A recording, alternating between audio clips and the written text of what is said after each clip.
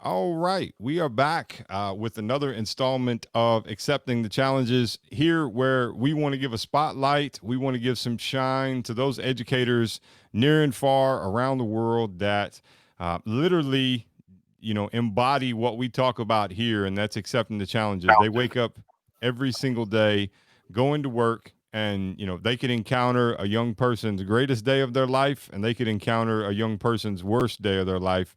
And you do it. You're flexible. You bend. You don't break. I think that's the current motto of educators all around the world.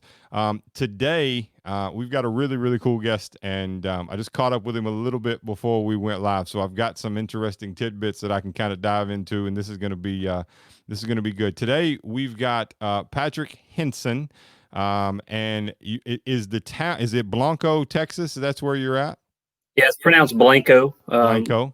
Yes, That's sir. the Kentucky. That's the Kentucky, and me calling it You got it. pronouncing it wrong. Now, if you will, Patrick, tell us a little bit about your journey through life, and kind of how you got into education.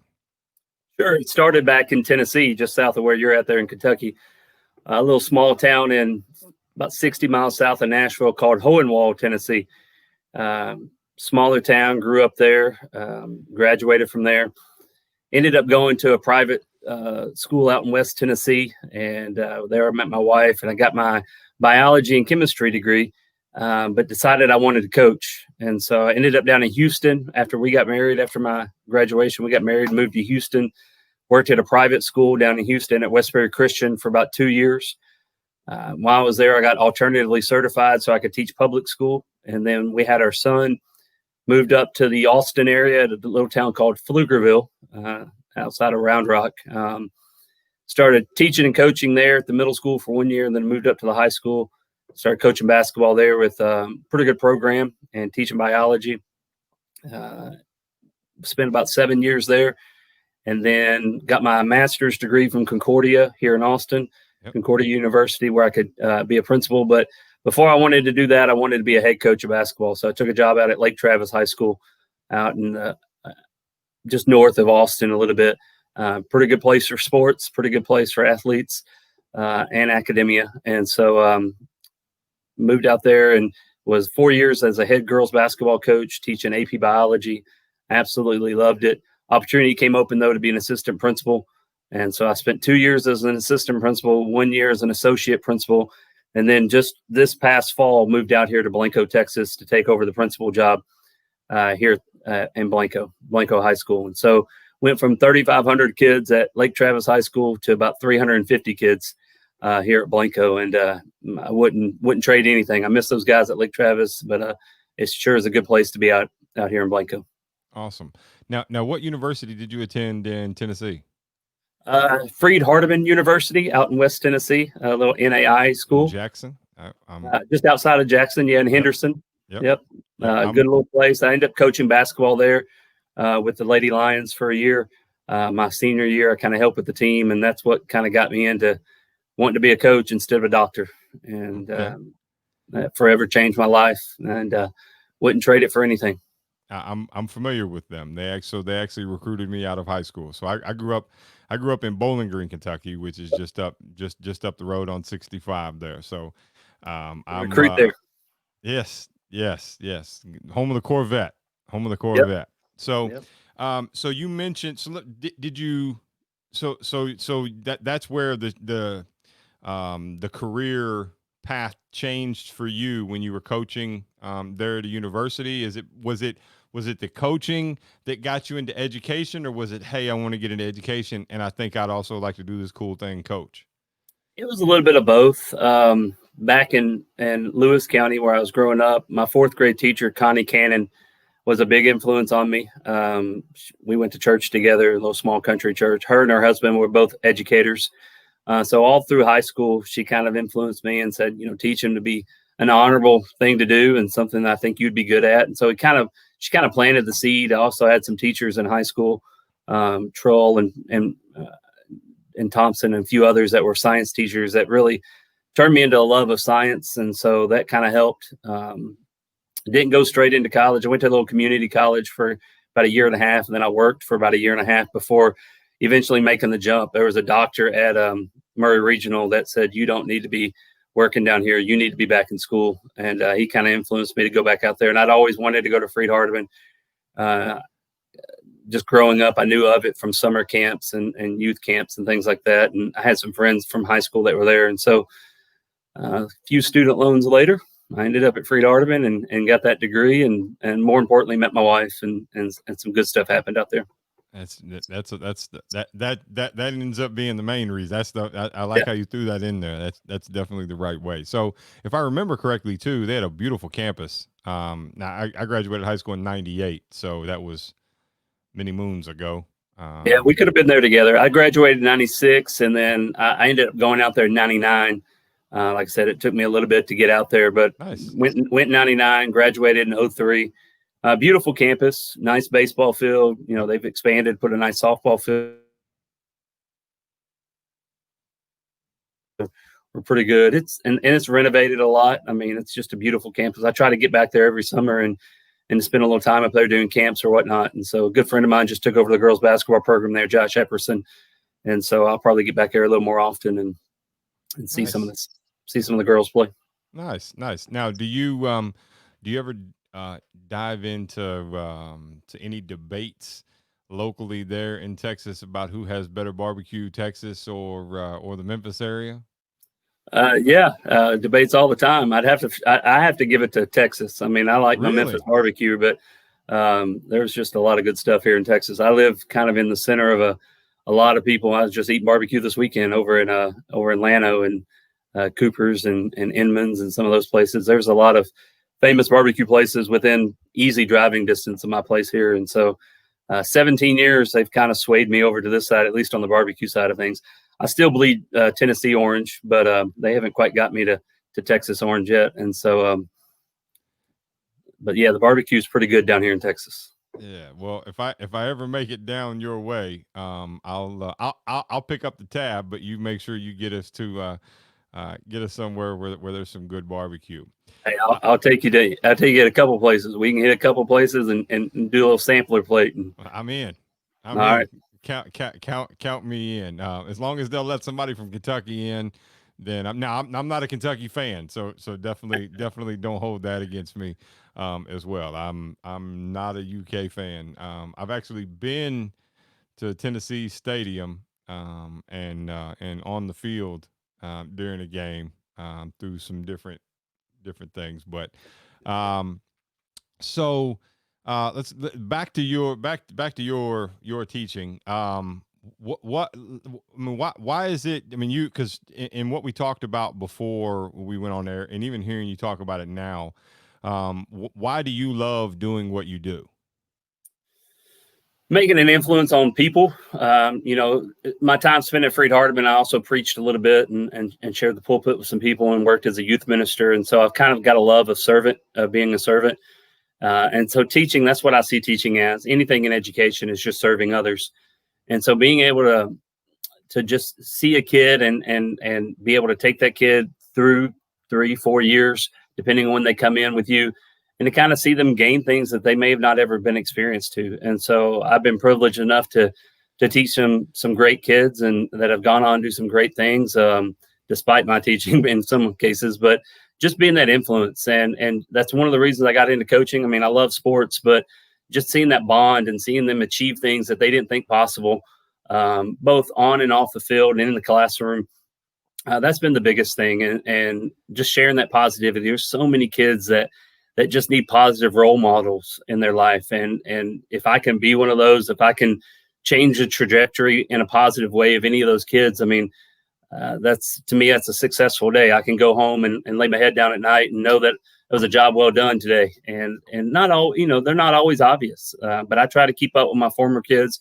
I try to keep up with my former athletes. I spend some time each month texting them, emailing them if I have their email address, and just checking in with them. Some of them have, well out of grad school and doctors. And I just talked to one the other day. She's about to have a kid in a couple of weeks. And, she's a former player of mine. It's just being that influence on them. And they don't know how much they mean to me. And they don't know how much they influence me through all this COVID stuff, not being in classrooms since March until a couple of weeks ago. It was good to hear back from some of those people, and to hear the positive stories that came from things that they're experiencing, good and bad.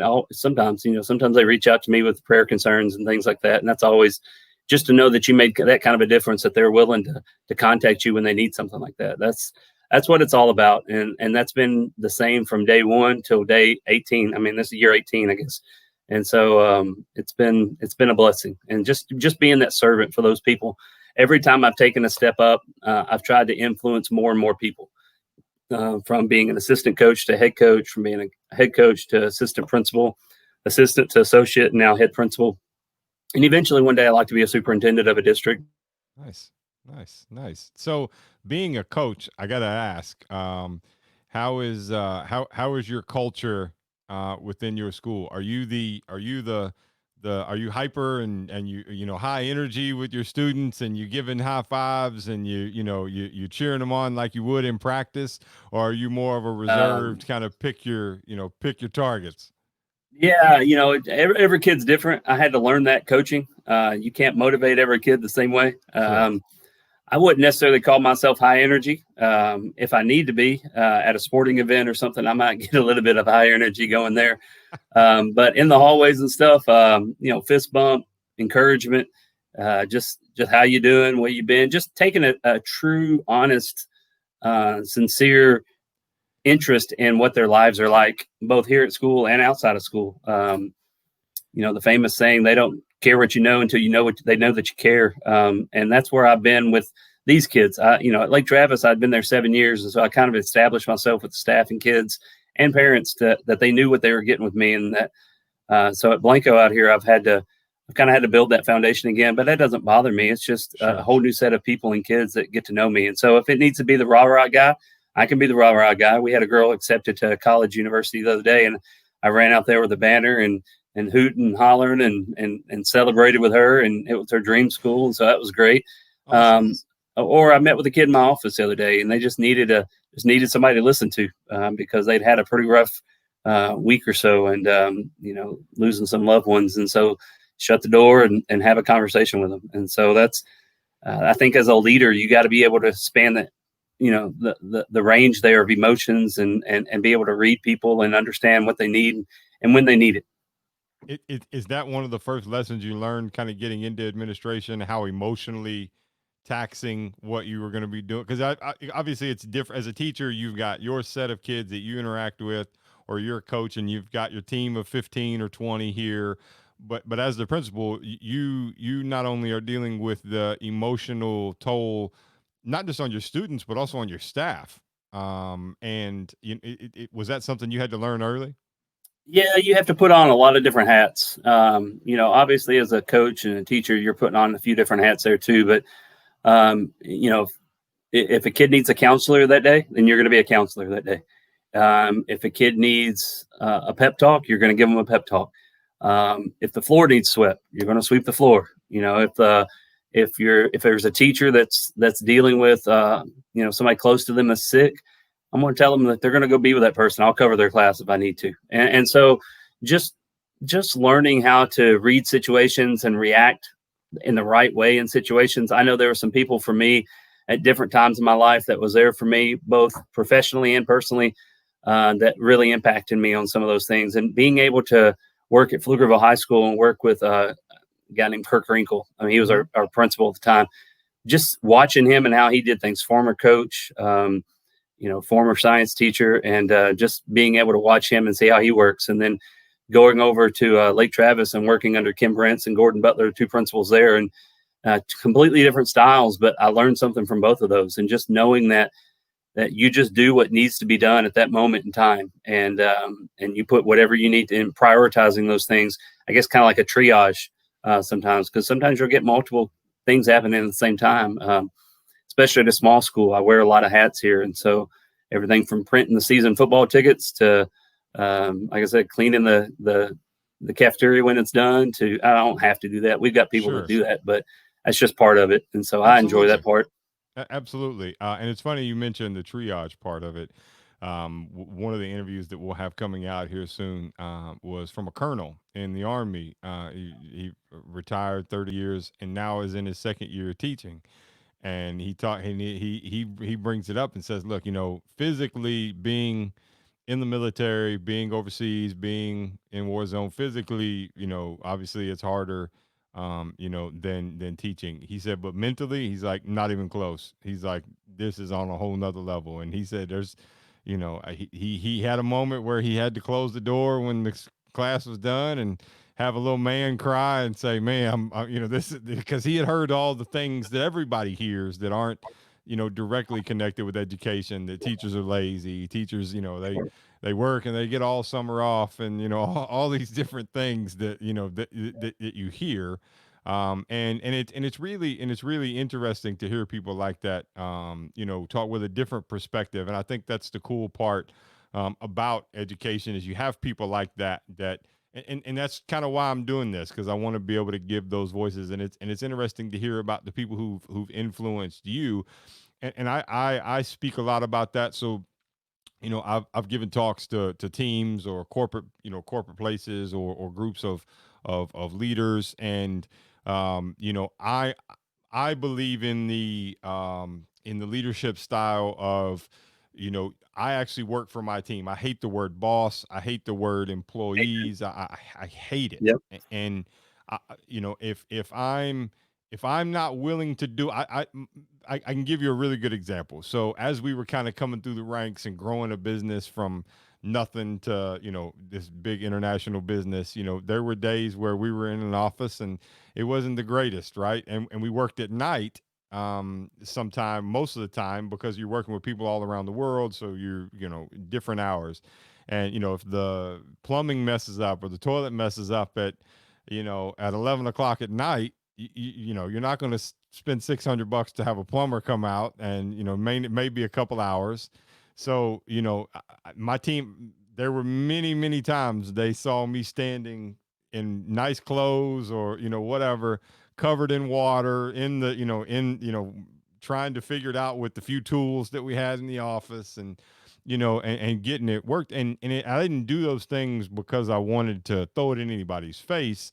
It was always about, I'm I'm all about, I want everybody else to be a leader. I want everybody else to I want to build leaders, and the best way for me to do that is for you to see how I do it. And then if I'm willing to do that, that means when you now are in charge of your own team within here, I don't have to worry about you not doing the exact same thing and making sure that they feel that way. And it's so important. And I love the fact when I do these, I never have any idea, when I talk to principal, I mean, not everybody has that mindset and that leadership style. And I think it's important. I think it's important to know, because it's reassuring for your team as well, to know, hey, man, and I'm sure some of it you do kind of intentionally for a morale boost, and that's what you have to do. And the kids might find it funny seeing you wear the hairnet and the apron, serving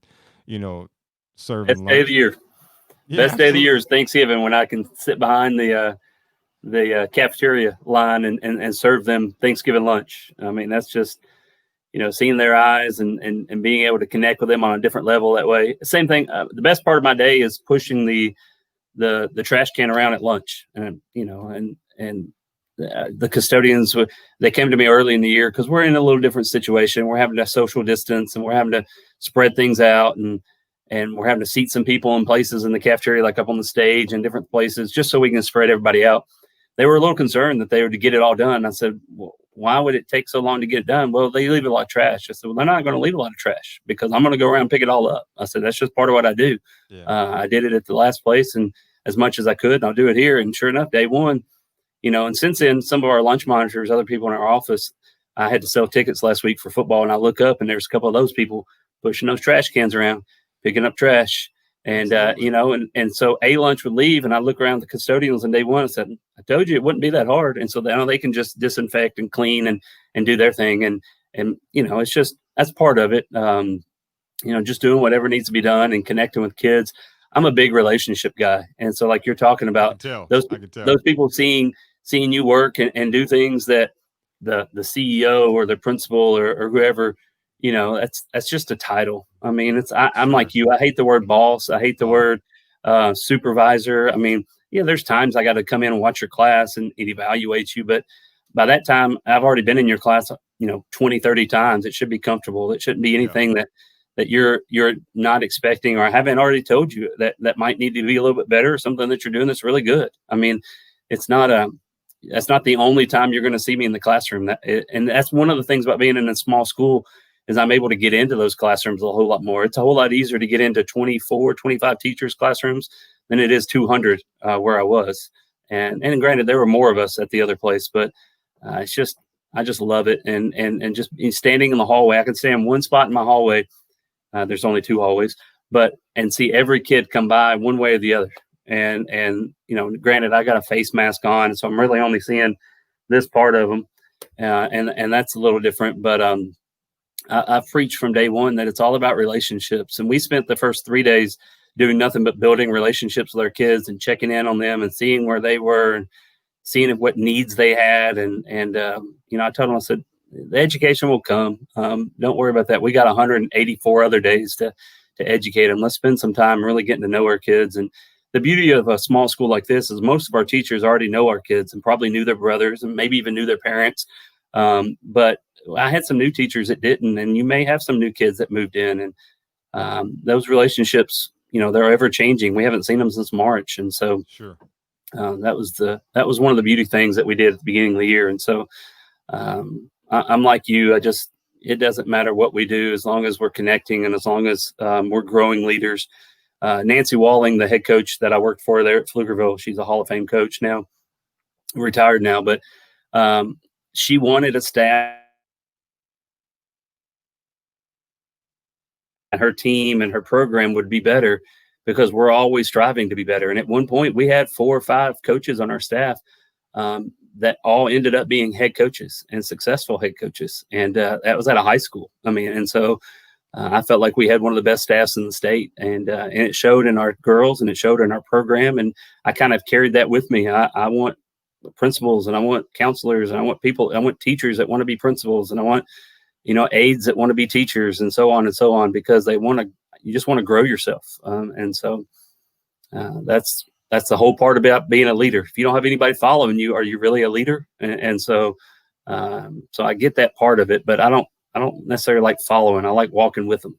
I like being there alongside them. Absolutely. And ego gets in the way a lot with leadership because people are uncomfortable sometimes when they have when they've got other really good people around them, so they become insecure of, oh, maybe they're trying to take my job, or these different things. And I like you and I think we're very similar in how we lead. So I know you mentioned basketball. So I'll tell you a really cool story. So this is a national team jersey from New Zealand, and you'll see their national team there has signed, and maybe you can, I don't know if it'll pick it I up. can see it. Yeah. Yeah. So New Zealand is a very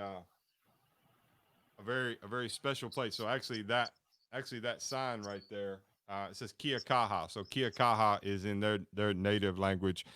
In New Zealand, in the Māori language, it means stay strong, and it's a phrase that means a lot to me. The people over there are unbelievable people. I've had them lay hands and pray on me because of the work we were doing in their community. And it, if you ever get a chance to go, it's not nearly as expensive. They now have direct flights from Texas into Auckland through Air New Zealand. So I'm more than, and I can connect you with some basketball Hey, coaches. connect But me. yeah, well, hey, well, we might have to work on that. So No, um, I'm all about it. so the cool part is when we would go over, what we would do is we would rent an RV and we would drive the distance, stopping in each little town, doing recruiting education and me giving talks and different things in the different communities. We ended up tripling the amount of Kiwis playing college basketball over a 4 or 5 year span. You would not believe how many New Zealanders are over here playing college basketball at all different levels, men's and women's. And so back to that leadership style. I drove. they never drove, so we would drive for 2.5 weeks every day, every night, every morning. We're driving somewhere, and we would go through and drive the distance of both islands, stopping in. Now, unbelievable, beautiful scenery. I did it for two reasons. I've been over there a bunch. I've spent a ton of time over there. Typically, I had somebody on the trip with me that was their first time. They maybe recently got hired. Well, I would use that as a time for them to get to know me a little bit. So I'd make them, ride shotgun and, help with directions, even though I know where I'm going, but we were able to have that interaction, but we could have natural, organic conversation about the business, about how we do things, about why we do it, what we're learning along the way. And I would cook all the meals. So I made it a point. We had a place we would pull up. They have the Southern Alps in the South Island there. If you watch Lord of the Rings or The Hobbit or these different movies, they don't do it justice. It is easily the most majestical place I've ever laid eyes on. And I would always pull up, and I've got this French toast recipe that we cook in the RV, and we go through, and it's these little moments that you're creating where things stick, and you're creating an experience for somebody, not just a sit down, let me teach. And one of the things I'm actually working on now is I'm actually trying to develop a PD that where we can kind of ingrain Shane's journey and the lessons from that kind of in a PD. But I hate, and you read all the feedback of all these different PDs, and teachers hate it. Like, I'm sitting here doing the same thing. I'm going about it. So I'm trying to figure out a way to do it differently. And that is, you got to make an impact with people, and it is about relationships. And relationships, if you're concerned, about the relationship more than you are the discipline, or more than you are about being right, or more than you are about being in charge, well, you can get people to follow you to the ends of the earth. And it's it truly is, something that it works. It works.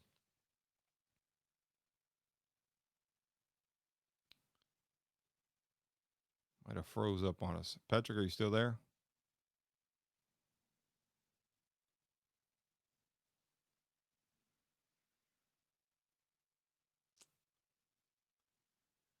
Right.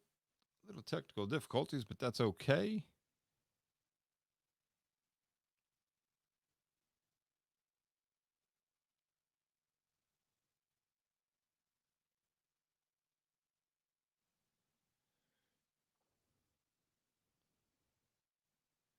Get him added back here.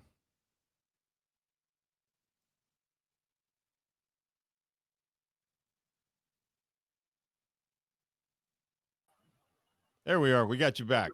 There you go. My bad. That's, again, country.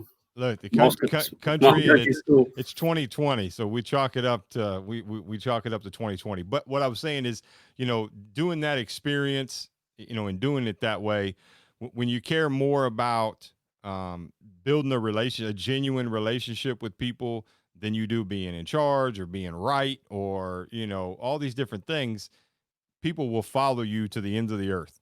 They really will. Yeah, They re- I believe it completely, and I could see where the value would be in that. Just in my short time here, we get these cards, and I make it a point to write so Mondays and Fridays I write cards to my staff. Tuesday, Wednesday, Thursday I write cards to my kids.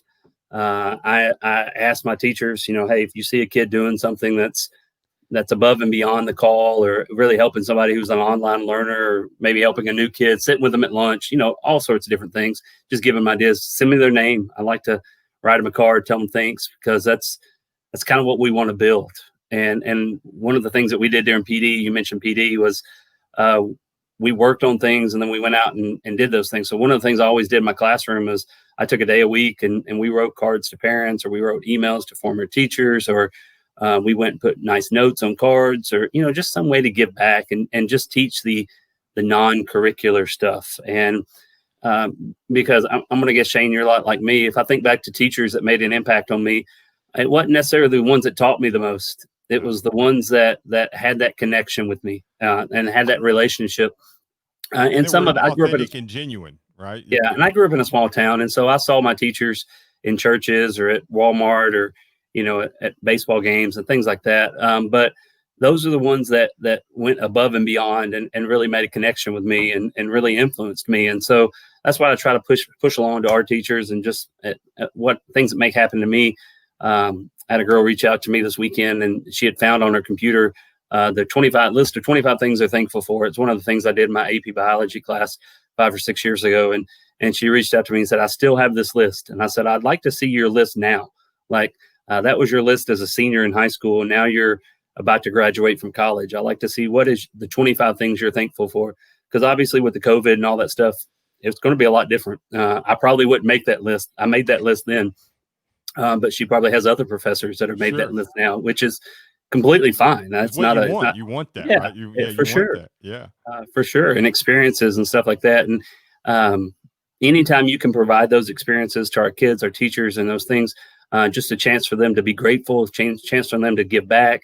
Not every kid, when they walk into your classroom, they're expecting to learn biology, and then all of a sudden I just throw them a curveball, and I'm like, hey guys, we're not going to do biology today. We're going to go pick up trash around campus today. We're going to go clean the thing up and make this place look nice. And they're like, what are we doing that for? I was like, because we can and we need to. This is our place. This is our house. This is our home. So just, and then of course, I'd get off on a tangent and spend about 15 minutes talking to them about why that's important. And then, but it's just, those are the things that you remember, and those are the things that make an impact, not the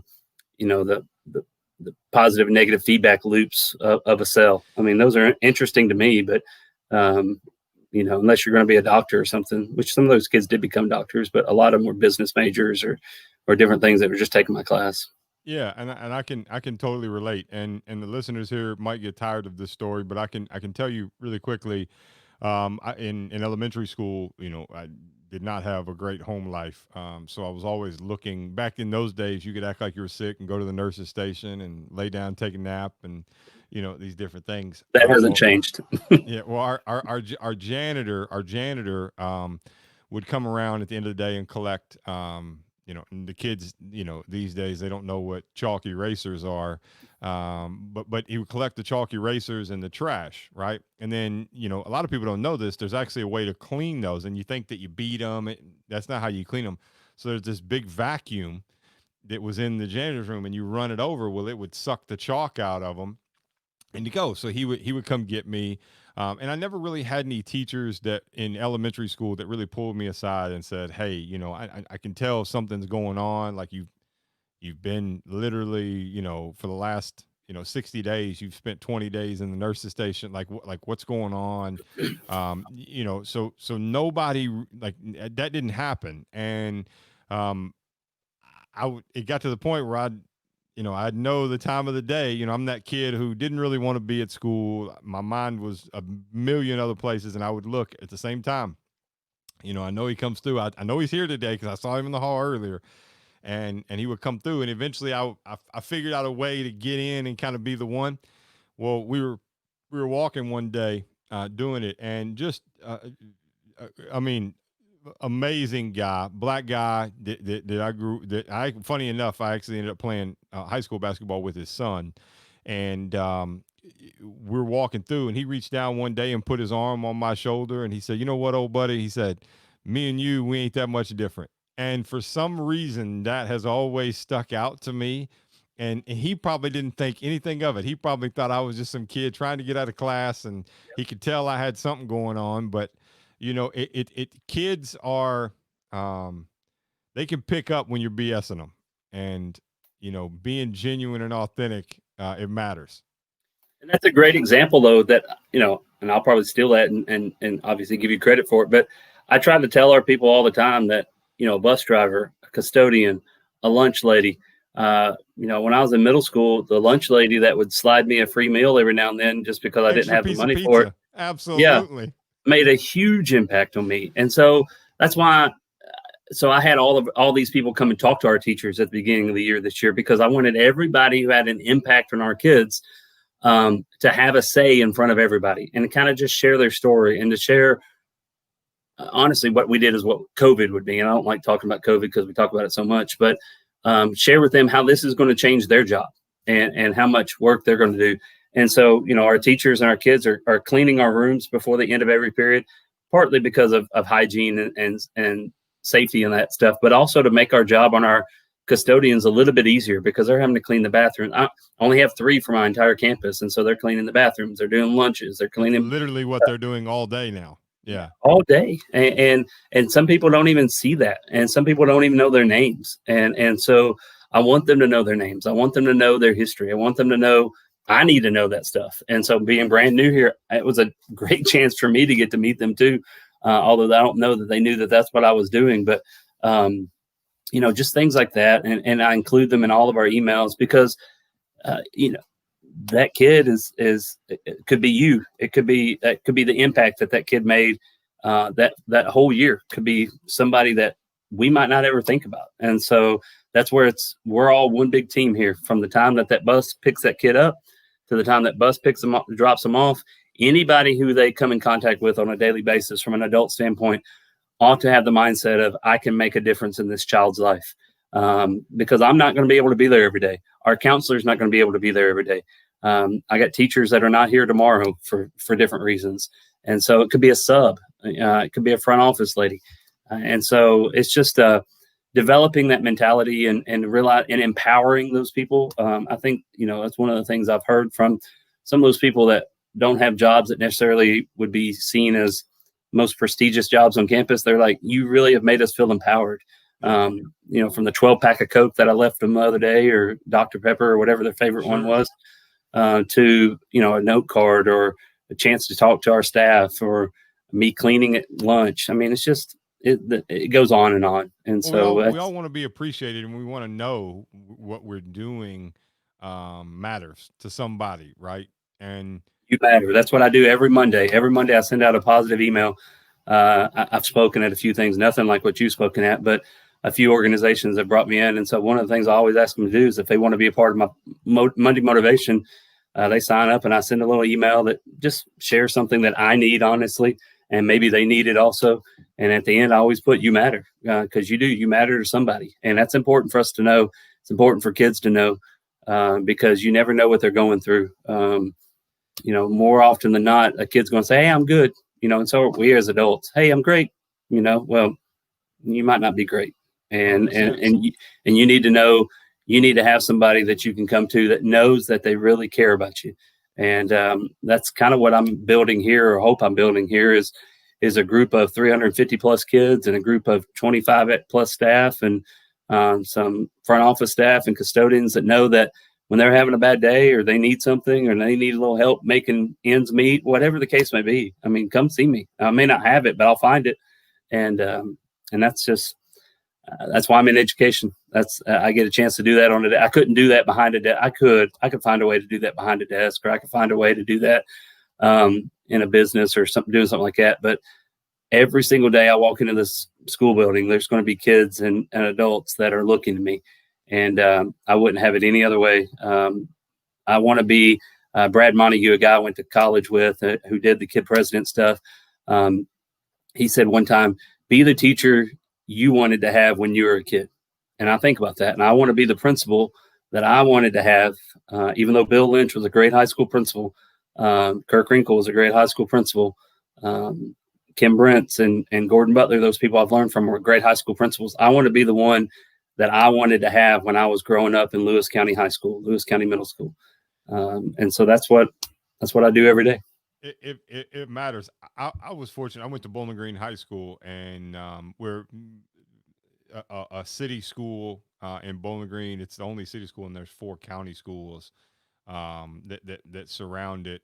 And it is a very, very unique. I think the football team has won the 5A state championship something like 6 times out of the last 8 years, or something like that. Like our gym, we've had a 2-story arena that holds probably 5,000 people, and the NBA goals that collapse and go out, like, but not a wealthy school by any stretch of the imagination, just a very traditioned school. And it's actually the second oldest high school in the state of Kentucky. and I'll share with you a couple of experiences because I think this is right in line with what you're doing.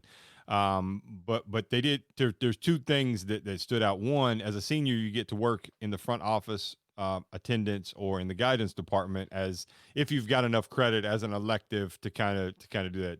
And I got to do those things. Now I got to do those things probably because I played basketball, and definitely not because I was the most studious kid. But you developed a different relationship with the people that were there, and I mean, I can remember. I've gone back and mentor kids at the school, and check in with my guidance counselor who was always there for me. And like, look, I'm and I've told her that I was like, know what you do matters. Like, it in a very adult way, we have a conversation and very frank. And I say, look, I know there's days you feel like saying screw this and I'm not doing it, but what you did made an impact on me, and I'm not the only one. So but I would always want to go back and I would want to see them, and I would tell you, and Lord, I'm probably going to get some. Well, I can't get them in trouble now because half of them don't work there anymore. But it would be to where I would come in and I'd walk in the door and they would greet me as if they'd come out and give me a hug. I never had to sign in. It's a thousand student school. I never had to sign in. I could just walk in. They'd say, Yep. "Yeah, go ahead, go back in the back and go." Go. I'd walk back and see whoever I needed to see. And when you have that culture of trust and acceptance, it kind of carries on. And when kind of what you talked about, and I first of all, I hope that you and I keep a relationship beyond this because of how you are as a leader. I don't. There's not a lot of people like that, and when you're empowering people at different stages of a hierarchy, if you will, or even just different departments, um, but you're empowering the whole team for a common goal and a common mission. What you're creating is a level of trust and a level of unity and a level of, hey, we're all, we talk about during the COVID stuff in Kentucky, we're in this together, we'll get through this together, that kind of thing. That's what you're building there, through those little steps. And it matters. It matters just being genuine and authentic. And sometimes it means breaking the rules. Sometimes it means, hey, like, are we supposed to give Shane a name tag and sign in? Yes. Do I know many other people that came? Yes, they did too.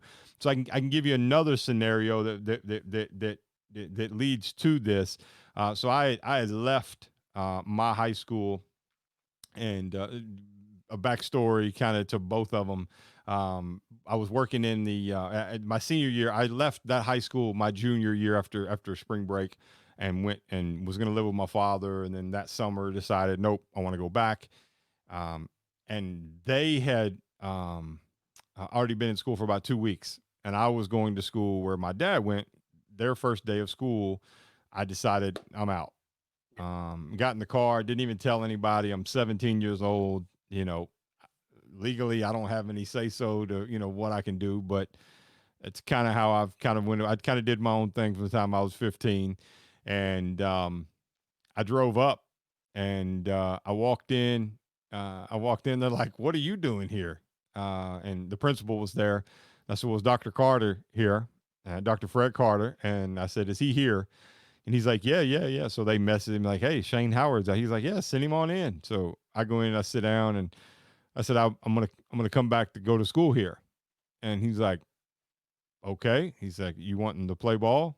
And I said, "Well, I mean, if it works out, it's not why I'm coming back, but if it works out, we had a really good team. There were 6 of us seniors. We went 27-3 our senior year and different things." But I said, yeah. I said, I'd like to. So he called the basketball head coach. He comes down, we talk, and he's like, "Are you good with Shane coming back?" He's like, "Yeah, I'm fine." He called the guidance office. He's like, "Hey, I need you to get Shane enrolled in school." Like I didn't, I Yep. didn't, I didn't do anything. Like, but they knew my situation. They knew my story, and there was. I mean, my mom eventually had to sign some paperwork and some different things, but um, it was just this. But like, That was probably a great day for that principal. Like, I'm gonna well, guess. yeah, I'm gonna yeah, guess that yes, they probably had a couple conversations, being that you had been, you know, somebody in that school, they probably, I won't say missed you, but it'd probably come up in conversation. So when you came back, much like the prodigal son returns, Sure. Yeah. maybe Well, not yeah. quite that Now, level, but yeah. So what's funny is, and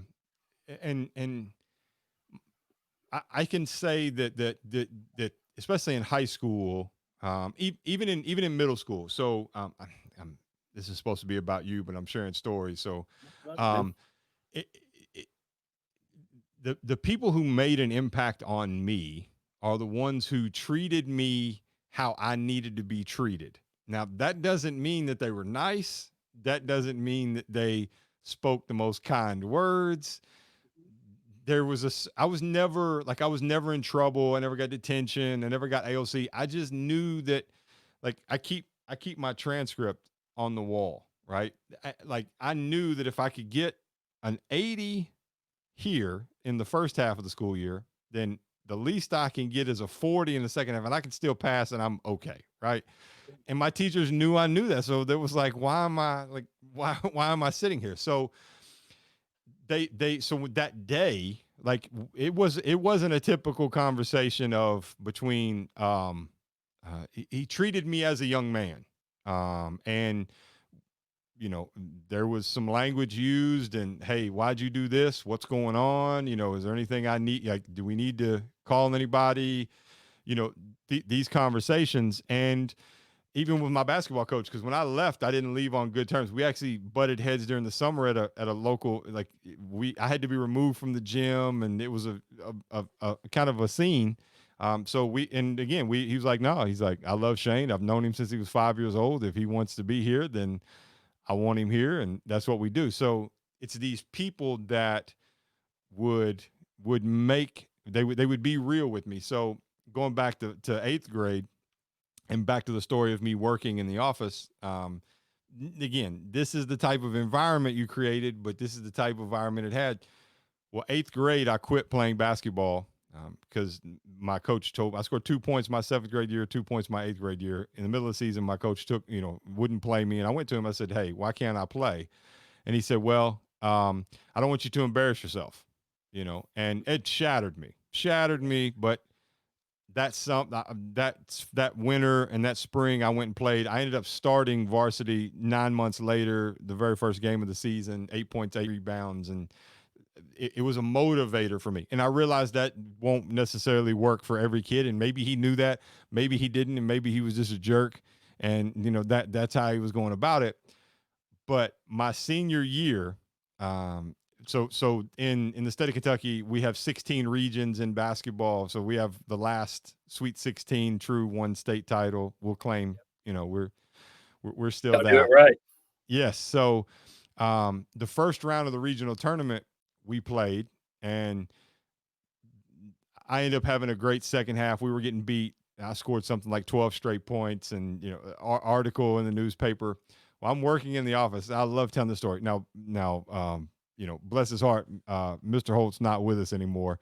But I wish he was, because I'd love to have him on video talking about this story. So I'm in the office, and I make probably, I don't know, 25, 30 copies of this newspaper article. And I sign all of them, and I'm stuffing them in envelopes. And we had a courier service, so you could put stickers, and you knew who to go to. And I sent all 30 of them to him. So we had a game, and then an off day, and then the next game. So I sent them to him that day. Well, I'm sitting there the next day getting ready at the regional tournament. We're playing at Western Kentucky University. I'm in the locker room, and he walks up, and he kind of puts his arm kind of around my. I didn't know who it was. I'm just sitting there tying my shoes, and he kind of puts his arm and is going up around my neck. And I won't repeat what he said, but he kind of got down real close to my ear. He said, he said, "But I love you." He said, "And I'm proud of you." And I love it, because he knew, like, he's like, "Hey, you're being a complete jerk right now, but I deserve it, right? Like, I was wrong." And that's what he said. He's like, "I was wrong." He's like, "And you proved me wrong, and I'm proud that you have." But it's those interactions, and I like sharing those stories, because especially with you, because you get it, right? And those are reinforcements that this is why I'm doing this, and I'm sure you have some of those stories. I do. I mean, just in the short time here, I don't have a beard. If you'd seen me a week ago, I I usually wear a full beard. I've had one for years now. Every now and then I'd shave it, but our kids here have to be clean shaven. Our boys, Okay. no earrings, clean shaven, and of course I got a mask on. So you're not going to see it anyways, and I usually don't see it on them. But that is one of the things they asked us to enforce. And so I was speaking to the juniors, and we had class meetings last week once a day, and so I got in front of my seniors on Friday, and I said, "Listen, guys, on Monday I'm expecting you to be clean shaven, no earrings, that kind of thing." And I took my mask off just for a second, and I said, "Listen, this full beard's going to be gone." And Sunday night, beard's gone. Wife's not happy, but beard's gone. And it's just those things. And the boys came up and told me on Monday, they checked. They said, "Mr. Hinson, you got a beard?" And I was like, "Nope." And took a mask off and just like this. And I gained a few years back. I look a little bit older with gray hair and the gray beard. But it's just little things like that just it makes a difference. And it's a little thing. And so one of the boys on Friday night, we were playing the number one team in 2A. Wasn't good in the second half. We played pretty well the first half, but he was just giving it all. We only got like 27 guys on varsity, and our center had been in and out of the game with some injuries. And I come up to him, and he's sitting on the bench and relaxing a little bit, and resting his ankle really there in the third quarter. And I said, "Man, first off, I didn't know you played center. I knew you were a player, but I'm still learning everybody." I said, "But man, you're giving everything out there, and I sure do appreciate it." And I don't know if it meant anything to him. I wrote him a card. He's going to get it on Monday. But just seeing our kids and investing in those kids, that coach invested in you, whether he knew it or not. He told you what you needed to hear at that moment in time, and that's. I've worked with some people that are really good at that. A coach, Katie Hinson, who works at Westlake High School. She's a great coach. I worked with her in the summer coaching a Nike team. She was really good at telling kids exactly what they need to hear. Whereas I like to sugarcoat it a little bit, and kind of ease it to them, where she just tells them. And we make a good one too.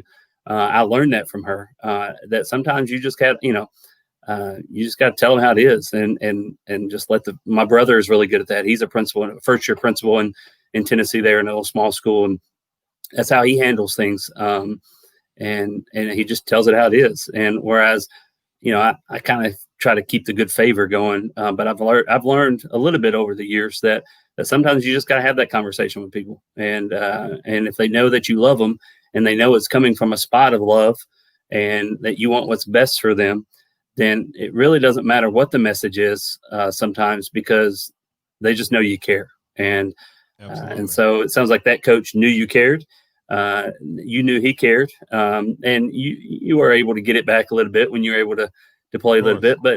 But we all need those people in our life. I want somebody who can tell me when I'm not doing things right, because it's my first year being principal. I'm not going to make every superintendent that's awesome to work with, and he's been in my shoes, both as a coach and as a principal. And I want to eventually get where he's at, and he's encouraged me to do that too. So kind of like what we talked about earlier, I'm now working for somebody who knows that I want to be a superintendent, and he wants to help me get there. Absolutely. If people know your intent, Yep. you can address it, and that comes with consistency. So I've got to ask, because I'm going to be surprised if the answer is no. You're obviously familiar with Coach Don Meyer. Very well. Okay, so that's what I was going to ask. So I'm in your journey. So my dad and Coach Meyer became good friends, and I've got some notes around here somewhere where if you went to his camp as a coach, you took meticulous notes. And man, I wish I'd known. I would have brought my notebooks from him. He's just I went to his camps as a high school kid. Brutal. Yeah, I've done my fair share of sit-ups and push-ups, but and then I'm looking up on my phone, so I'm looking away, because I'm gonna look up my tagline on my email so I can read it to you. And so he was a big influence on me. And so even at Westbury Christian, the guy that we worked for, Greg Glenn, played for him at Lipscomb. So when he was at Lipscomb, their rival of Freed Hardeman, back in the day when they were both, before Lipscomb went D1, They were both NAI and in the same, they're sister colleges. They're both Church of Christ schools. And so Don Meyer was, I I didn't mean, even pick up on the quote in your email signature. I yeah, didn't. I promise I had no idea. I didn't until you said that. You said your tag. I was like, wait a second. Is it is in his email? yeah, So it is. it's, discover your gift, develop your gift, and then give it away every day. And that's just one of many. I mean, Man.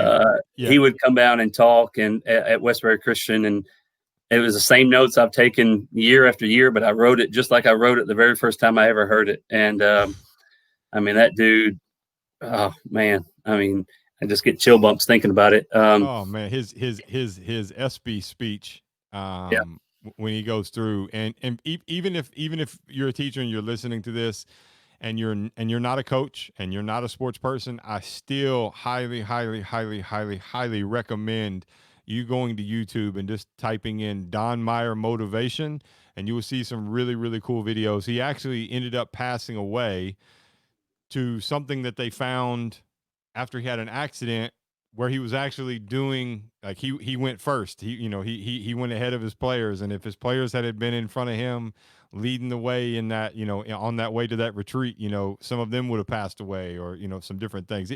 I can't tell you.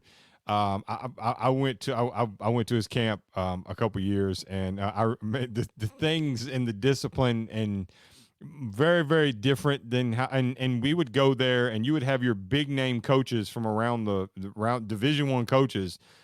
They're working the camp and taking notes as if they're in class doing it. And I remember they man, we somebody pulled the fire alarm one night in the dorms, and at 2 a.m. we're doing wall sits until somebody gave up who it was. Then yep. one night there was a water balloon fight, and they had us out in David Lipscomb's parking lot doing lane slides.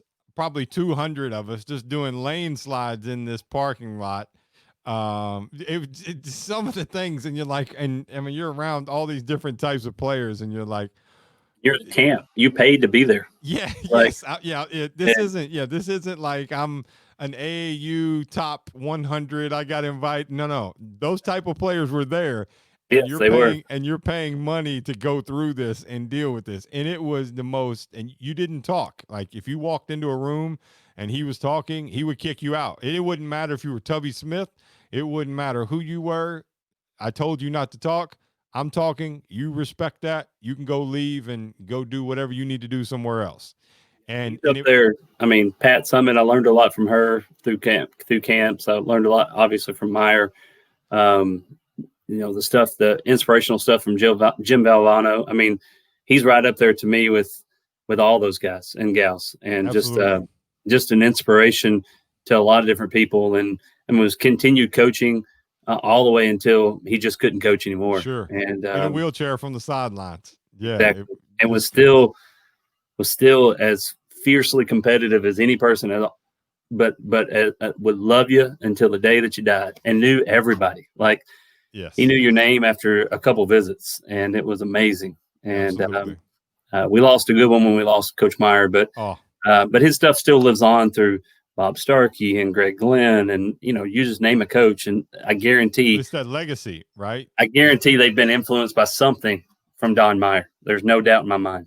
Absolutely. It's definitely that legacy, and that's kind of my motto and kind of how I go about things, and especially with this new stage of my career it's about leaving a legacy. I want to impact as many people positively around the world as I possibly can, and I've been blessed enough, to be given, this ability to speak and to be in front of people and to overcome the number one fear in the world. I'd rather be in front of 5,000 people and talking than five.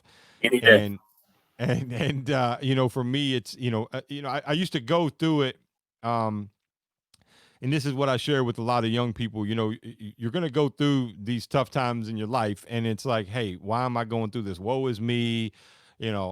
Pity me. And we all go through. I went through that. I wasn't always as self-aware as I am now, but then I learned, like, wait a second, there's a reason I'm going through this, is because I'm going to come out on the other end of it in something positive. I'm going to be able to share this message and share this journey and connect. And I'm a relationship guy. I love connecting with people.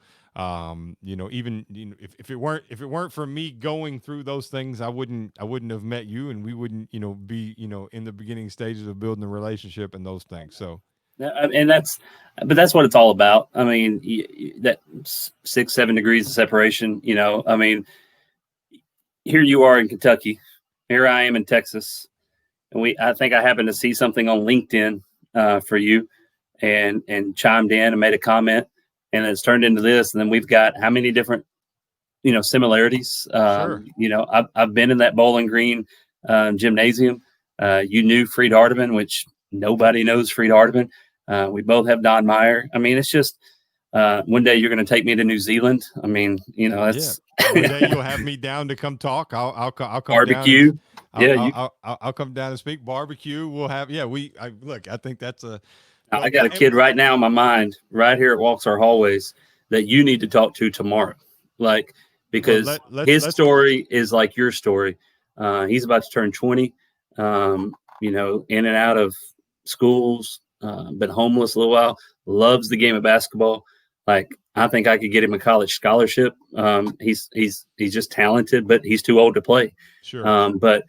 But he needs, and I ran into him. The only reason I know this story 2 weeks in is because I pop into a class and we're doing our passion day, George Kuros identity day kind of thing, and I found out his passion is basketball, and so I start talking to him about playing on the courts there in my little hometown and what that meant to me, and he comes up and talks to me later, and I asked the basketball coach why he's not playing. And then I find out he's about to be 20, and his life story in and out of how many different homes, and so I look at a guy like that, like I can connect with that kid, but I have a little bit in common with that, but I never experienced any of those things.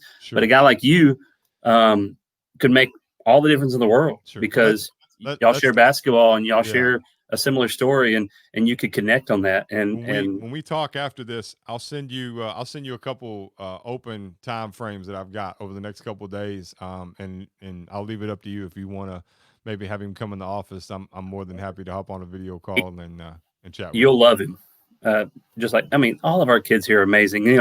I don't have to fight masks.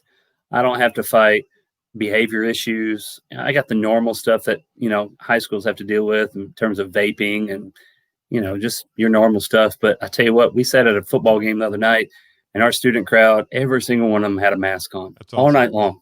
I That's mean, and I awesome. didn't have to, I just kind of looked up there every now and then. That was just, we just That got makes some you great kids proud, here. right? That Yeah. makes you And, yeah. and I've been emphasizing that you're going to make me proud. I come back in here Friday night and sent them all an email. I have their, class of 2021, Yep. 2022, Yep. just, Yep. and I blank copied them all and just told them how proud I am of them. And not every kid was there, but I wanted every kid to know that I was proud of them. And it's just, it's a great place to be. It really Man, is. it's so good, and I hope that's what the listeners or viewers get from this when this airs. That how much you care. You're probably going to have some teachers reaching out to you. You want to know if you're hiring. No, come on, let's go. It's probably what's going to happen. Because it is, and I will say this. I don't know you outside of this. But it is massively leadership matters. It matters in education even more so because again, you're not just impacting your staff, you are also impacting those kids.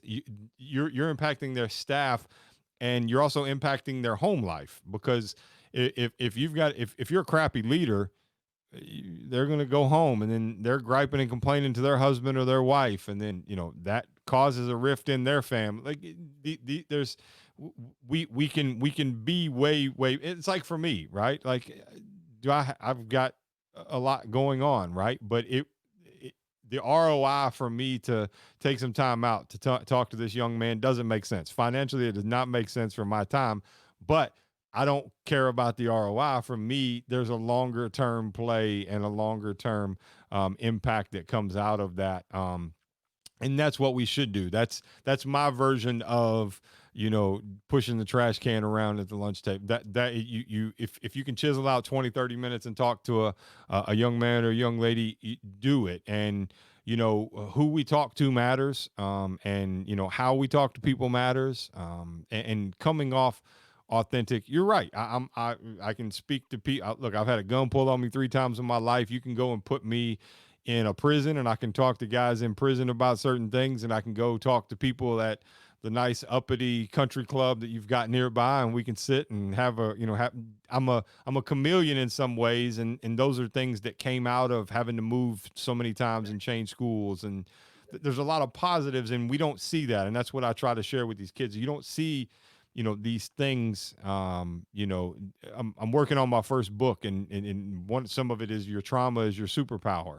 And these things that we're going through that we feel like are the worst day of our life, some people have turned into an amazing journey throughout this thing. So That's, as a scientist, that's what we used to tell them all the time: is you learn more from failures than you ever did from successes. And so the idea of our kids not failing at things, I don't want to set them up to fail, because they're going to fail enough in life. But they need to know that failure, all it is an opportunity for you to learn and grow. And I talked to that about a kid last week. I was like, listen, yeah, you made a mistake. You didn't make the best choice right there. I mean, uh, you shouldn't have done that, and you could have caused a lot more harm than you did. But how are you going to respond to that? And when you come back to school, 2 days from now, how are you going to respond to that? Because I'm still going to love you. I'm going to love you just like I do today. That's going to be water under the bridge, but you need to learn from that mistake and understand that those people that are egging you on, they're not in my office right now. You are. And so a failure in the science world is one of the best part of any experiment. If I set you up an experiment and you got perfect results every single time, you didn't learn anything. You didn't learn anything. You got to change a variable, not more than one variable, the whole science in me, but change a variable so that you can figure out what's causing that reaction or that outcome to happen that way. And that's true in life. I've went through some pretty tough times. You seem like you've probably done a lot worse than I have in terms of times, but you've learned from every one of those. Sure. And that's the difference in, was it Chumbawamba? I get knocked down, but I get up again. That's how that's how it should be. And so go ahead. No, that's the biggest thing is we're all a result of many failures and successes. Success, you got to have a little taste of success to be able to understand the failure part of that. And if you never have a success, then and then you can get pretty down and whatnot. But we got to, as educators and as a principal, I got to set my staff up to have successes. I got to be able to push them through the failures. I got to be able to help them see the bigger picture sometimes, because teaching virtually and teaching in person is hard. That's what we're having to do right now. And I told them, I told my parents, I told my kids, it's not going to be perfect. It's still not perfect. We're still fighting technology issues like you saw here tonight and things like that. But it's getting better, and we're going to get through it together. And it's just the fact that you're able to do that, and you're at where you're at now, and you can share those things, whether it be with this kid or a group of, like you said, like country club people or prisoners or whoever. There's people that can learn from that, and I think we all go through things for a reason. I think we also all learn things for a reason, and if we just keep it to ourselves, that's pretty selfish of us. And we know that there are other people that are struggling with those same exact things. And luckily, most of the times I've struggled, I had somebody that was able to come and help me that knew that had done that, or at least knew somebody about that. And so when I find things that I've struggled, I can talk to those kids. I can talk to that kid that's got a family that was divorced at an early age and that had some drug issues and things like that in different parts of the family. And because I've experienced that. And so when I can experience it, then I find people like you, Shane Howard, that I can put them in connection with, because that's what it's all about, is growing your PLN, my professional learning network. That's why I'm on LinkedIn. That's why I'm Twitter. I got off Facebook and all that stuff a long time ago, but I didn't get off Twitter and I didn't get off LinkedIn because of the connections I've made with educators around the world. Absolutely. And it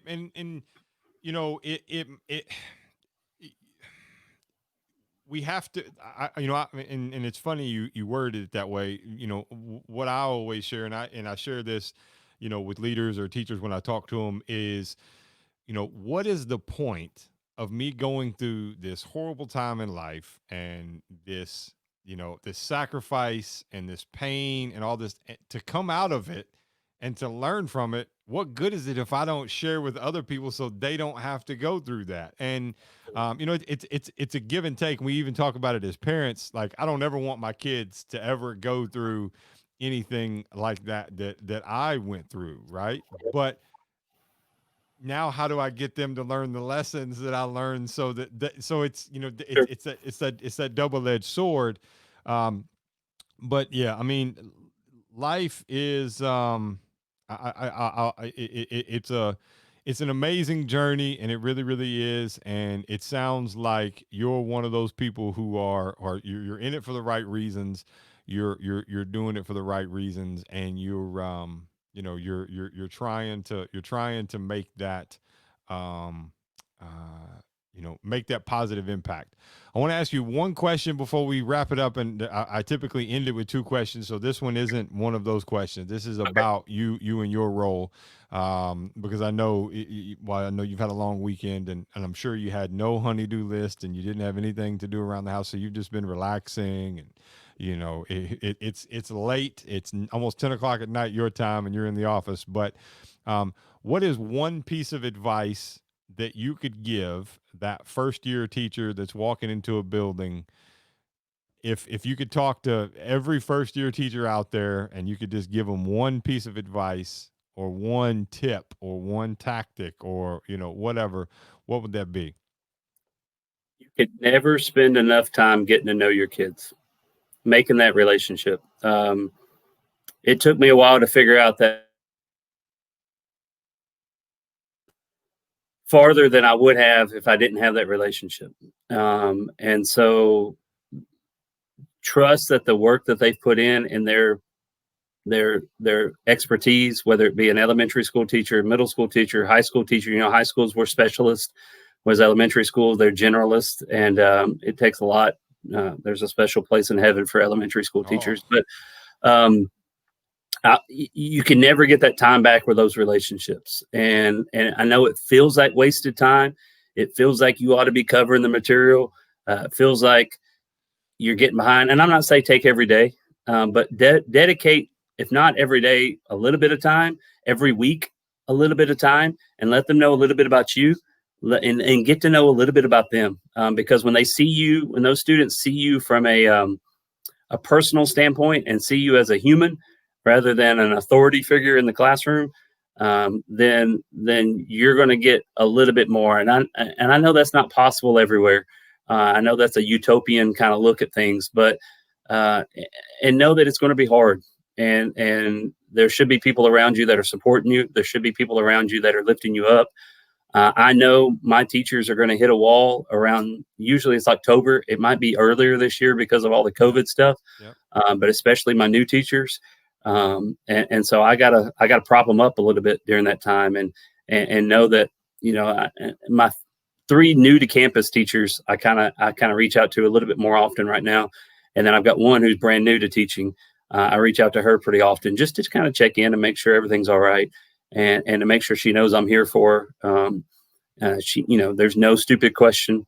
There's no dumb way to look at things. I'd rather you ask and then me help you, even if it means me coming in and showing you how that looks like in a classroom. She's an ag teacher, and so I can get out there and talk a little bit about ag. But that's the biggest thing is just don't sacrifice the relationship for kids because you feel like you're not covering all the, in Texas we call them the teaks.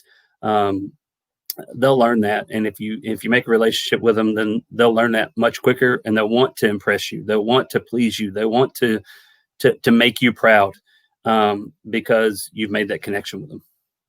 Absolutely, absolutely, and I think that's great advice. One of the tactics I've heard in regards to that was a teacher they had like this squishy ball, and on Mondays they would kind of toss it around the room, and every kid would get you. And when you caught the ball, you had to tell something about your weekend. And they said, I've gotten into some things that I had to call somebody to cover my room so we could address some things that happened over the weekend with a child, and I've gotten a lot of really good tidbits on how I can motivate this kid or motivate that kid and do that. So I think that's stellar advice, no doubt, and from somebody who's sounds like they live it every day as well. So Yeah. so Let me build on that real quick, though. One yeah, thing I always did is I shared a video. And so the video was usually something I liked. And so Street Magic or Dude Perfect or acapella music or, or something like that. I took 2-3 minutes, and that's what we opened class with. And so it became where the kids would send me videos.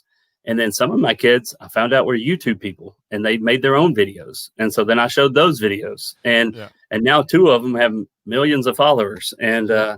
I like to claim a little bit on that, but that's not anything that I did. But I would have never got to know that without finding out a little bit about them, and so showing them a little piece of my life, and those kids, they'd get mad if I didn't start the class with a video. I mean, it's kind of like shaking hands at the greeting at the door. If I wasn't standing there, they weren't coming in.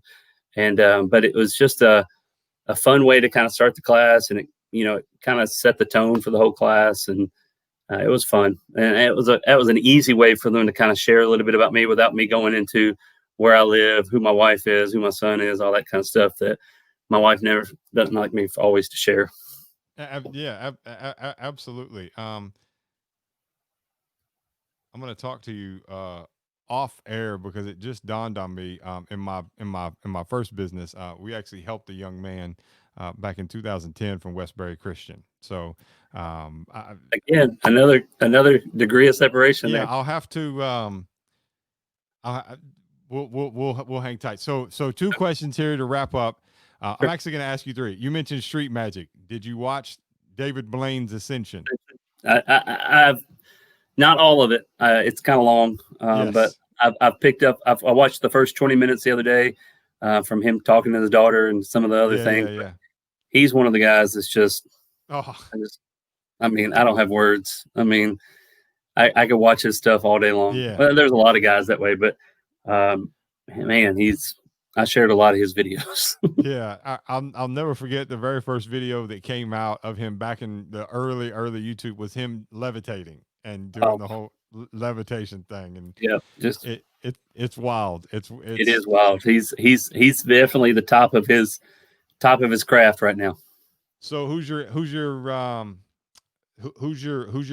favorite pro sports team? Man, that's a tough one. Football, basketball, could be either one.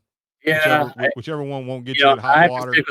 I have to stick with the Tennessee, Tennessee teams, Tennessee Titans, Memphis Okay. Grizzlies. I kind of follow them, the Nashville Predators. Predators got a great. But I'm just a sports guy. I enjoy watching sports, and so whether it's around here, it's the Rangers and Astros are who I have to watch a lot. Atlanta Braves. I grew up watching TBS all the time, and Dale Murphy was one of my favorite guys for the longest, and so Atlanta would have to be my MLB team. Titans would have to be my NFL team. Grizzlies would have to be my NBA team, and then the Predators would be my NHL team. Okay. And Titans are kind of a safe bet with you being in Texas. They used to be in Texas and they kind of relocated and the whole. Yeah. Well, you were there, so you were in the area when they were actually playing down in your neck of the woods, down around Jackson and Memphis, in that area, before they moved to Nashville. Yeah, I saw him play at Liberty Stadium. Seeing Eddie George, he is amazing, and Yes. that was one of the first times that before they relocated, before they actually got into Nashville. But some of my family had PSLs in Nashville, so I've seen him a time or two up there. But it's fun. The ups and downs, kind of like my Tennessee Vols. They're ups and downs. Because we all know the educators, sometimes you miss your lunch break, sometimes you miss your planning period, all those different things. And I do all the shopping and cooking at my house, so I know this because I have to check in with my wife from time to time. What is your go-to snack that you keep in the office that it's always there and you've got it nearby? I got the Gatorade. Got a Gatorade. And I got my Red Hots. Gatorade and Red Hots. So you're good, and I'm good. those are two new ones added to the list that we've gotten. So, Patrick, listen, you've been great. One of the last things I'm going to do, because I've done a lot of interviews and different things, and I've always had questions running through my mind when the person. So I'm actually gonna, and I started doing it with the one I did earlier today. So I'm all before we end it, I'm going to allow you to ask me a question. Okay. Um, so you shared a lot about yourself and through this, um, but give me the one. I mean, you talked a little bit about coaches, but give me an educator that's a non-coach. Who would be your non-educator or non-coach educator that made just the biggest difference in your life, and why? Um, Probably would be my high school counselor, Jeanette Rowan. She's recently retired a couple years back, but again, she was that person to where, she we close the door and have a very adult conversation when she'd see my grades or certain things were going on, and she was real with me. She looked like, look, don't like, I'd come to her if teacher would, make a statement about I wasn't going to do this or I'm not able to figure this out or I didn't know this. And I'd come to her. She's like, look, you can't pay any, like, there's always going to be people that tell you can't. You've dealt with that your whole life. Everybody, from your parents to everybody else, has told you can't do something. Or you can't be something, or you won't, or it's impossible. So you just have to figure that out, and you've got to go. And again, she was always one of those people where I always went back. I can remember my brother, who's younger than I am, went through a little hiccup his senior year, and he and I were actually living together. So he was living with me the end of his senior year, and I remember she was his counselor, and I got a phone call one day, and she was like, "I'm not gonna put my brother's business out there, but Yeah. she's like, hey, you need to come over here, and we need to have a chat." And I walked in just like, I'm at this point, I'm probably 3, 4, 5 years removed from high school, but I went like, no, that's not how we do things. I'll take care of it, and I'll address it when we go. And he went on to be massively successful and makes great money and one of the best in the world at what he does, working with technology and different things. So, it's her. And again, it wasn't one interaction. She was consistent. I knew where if I saw her in the hallway, she knew what was going on. She knew about me. And we probably had 800-900 students and 4 counselors. So they each had 200 some students that they had to keep up with. And I mean, that's not nearly enough. And, you gotta, again, I really can't quantify it. I've actually thought about reaching out to her and having her on here. Um, Awesome show. yeah, so just to, and give her carte blanche access to say or bring up whatever she wants to bring up.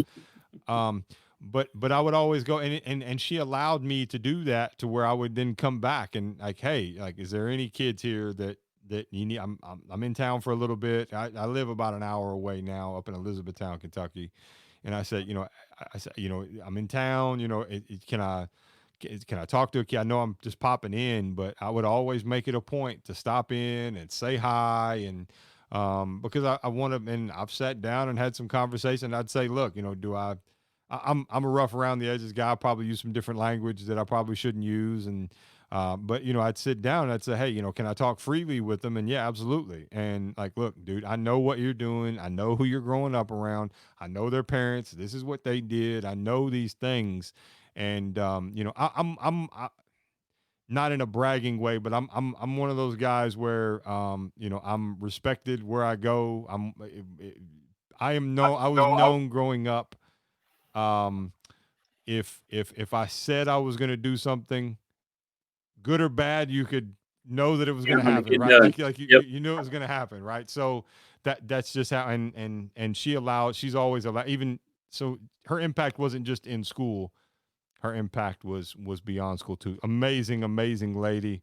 Um, man, I wish everybody could have a Miss Rowan as a counselor because she was an awesome Everybody person. needs a Miss Rowan, and you're doing a great thing here because there's lots of Miss Rowans around, and you're finding those and highlighting those, and the education system is huge, and just the fact that you're able to call some of these people and connect with some of these people and put them in places like this so that people can see them and hopefully be inspired by them, and you're creating more, and so appreciate that. Well, I appreciate that, and we'll wrap it up.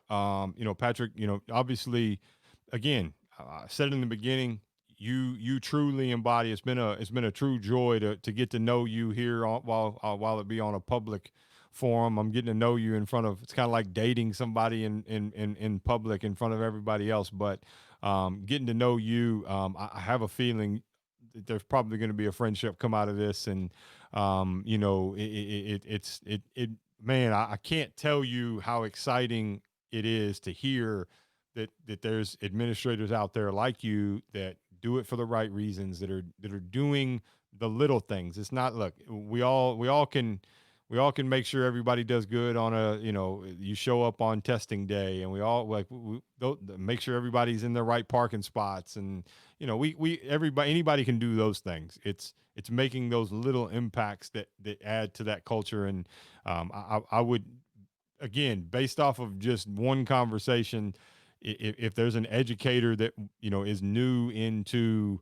administration or looking to go into administration, I would highly recommend you reach out to Patrick and try to learn how they create this culture at the school here where he's at, because these things matter, and they absolutely impact positively the education that these young people get. So thank Thank you. you. Yeah, you're absolutely welcome, and thank you. Tell your wife and your kids I'm sorry I pulled you away on a Sunday. If they're anything like my group's already in bed, and I'm a night owl. So thank you for your time. Thank you for what you do, not just your staff, but to those students. And I really have appreciated this conversation. Thanks, man. Looking forward to connecting with you offline. And you're right. Anybody out there, I changed my name there, so my Twitter handle. They're happy. I'm love to reach out, add them to my Monday morning motivation. You know, Connect with me on Twitter. I learn from so many other people, and so I'm just in education world. We beg, borrow, and steal all the time, and so I'm just a product of a lot of good other leaders. And so I'm happy to pass along anything I might have learned from them, and hopefully to make an impact on somebody else. Awesome. Well, I appreciate it, Patrick, and we'll chat soon. Thanks, man. Appreciate it. All right, cheers. All right, bye.